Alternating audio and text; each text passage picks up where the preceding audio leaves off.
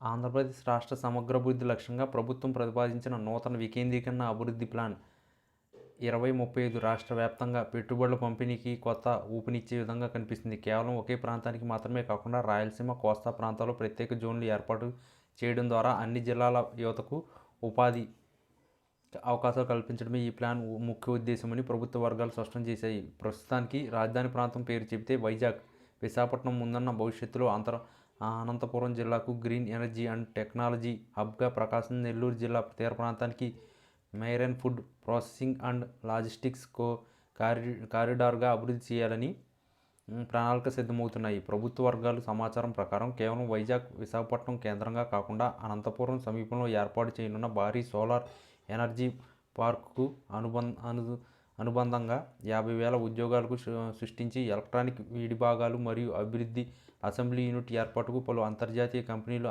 ఆసక్తి చూపాయంట. ఇది రాయలసీమ ప్రాంతాల్లో ఆర్థిక కార్యకలాపాలకు ఊతమిస్తుందని భావిస్తున్నారు. మరోవైపు వైజాగ్ తన ఫైనాన్షియల్ అండ్ ఐటీ హబ్ ప్రాంతాలను మరియు బలోపేతం చేసుకోనుంది. అక్కడ ఇప్పటికే ఉన్న వాతావరణం, విమానాశ్రయం మరియు ఎయిర్పోర్ట్ సహకారం ఐటీ మరియు ఆర్థిక సంస్థలకు అనుకూలంగా ఉండడంతో 2030 నాటికి కనీసం మరో 10 లక్షల చదరపు అడుగుల ఆఫీస్ స్పేస్ను అందుబాటులోకి తీసుకురావాలని లక్ష్యంగా పెట్టుకున్నారు. దీనికోసం వైజాగ్ ఐటీ సేజ్ పరిధిని విస్తరించాలని నిర్ణయించారు. అయితే వైజాగ్ పరిమిత ప్రాంతాల్లోనే అన్ని పెట్టుబడులు పెట్టడం వల్ల తలెత్తే ట్రాఫిక్, కాలుష్యం సమస్యలకు దృష్టిలో ఉంచుకుని ప్రభుత్వ యంత్రాంగం ఇతర ప్రాంతాల వైపు దృష్టి సారించడం ప్రశంసనీయం. కృష్ణా, గుంటూరు జిల్లాలో మధ్యనున్న ప్రాంతాన్ని వ్యవసాయాధారిత పరిసరాలకు, ముఖ్యంగా ఆహార శుద్ధి మరియు విత్తన పరిశోధన కేంద్రాలకు కేటాయించాలని ప్రతిపాదనలు ఉన్నాయి. ఇక్కడి సారవంతమైన భూమి మరియు సాగునీటి సౌకర్యాలు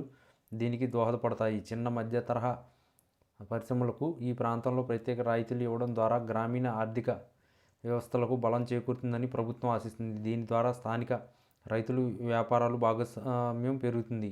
ముఖ్యంగా ఈ వికేంద్రీకరణ అభివృద్ధి ప్రణాళికలు విజయవంతం కావడానికి మౌలిక సదుపాయాల కల్పన ప్రధానమని నిపుణులు అంటున్నారు. గ్రీన్ ఫీల్డ్ ఎక్స్ప్రెస్ వేలు, కొత్తగా అభివృద్ధి చేయబోయే ప్రాంతాల్లో నిర్మించే ఎయిర్ స్ట్రిప్లు మరియు ప్రతి జిల్లా కేంద్రానికి నాణ్యమైన విద్యుత్, ఇంటర్నెట్ సౌకర్యాలు కల్పించడమే ప్రత్యేక బడ్జెట్కు కేటాయించాలని ప్రభుత్వం యోచిస్తుంది. అన్ని ప్రాంతాల్లోనూ ఒకే విధంగా పరిశ్రమల వాతావరణం ఏర్పడితే పరిశ్రమల రాజధాని కేంద్రం చుట్టూ కేంద్రీకృతం కాకుండా ఆయా జిల్లాలకు వెళ్లడానికి మొగ్గు చూపుతాయని రాష్ట్ర ఆర్థిక మండలి అభిప్రాయపడింది. మొత్తం మీద వికేంద్రీకరణ అభివృద్ధి ప్లాన్ అనేది రాష్ట్రంలో ప్రాంతీయ అసమానతలను తగ్గించి ప్రతి జిల్లాలోనూ ఒక ప్రత్యేక ఆర్థిక కార్యకలాపాల కేంద్రాన్ని సృష్టించడానికి ఒక ప్రతిష్టాత్మక యంత్రంగా కనిపిస్తుంది. ఇది కేవలం వైజాగ్ కేంద్రంగా కాకుండా ఏపీని బహుళ అభివృద్ధి కేంద్రం రాష్ట్ర తీర్చిదిద్దడానికి దోహదపడుతుందని పరిశీలకులు ఆశాభావం వ్యక్తం చేస్తున్నాయి.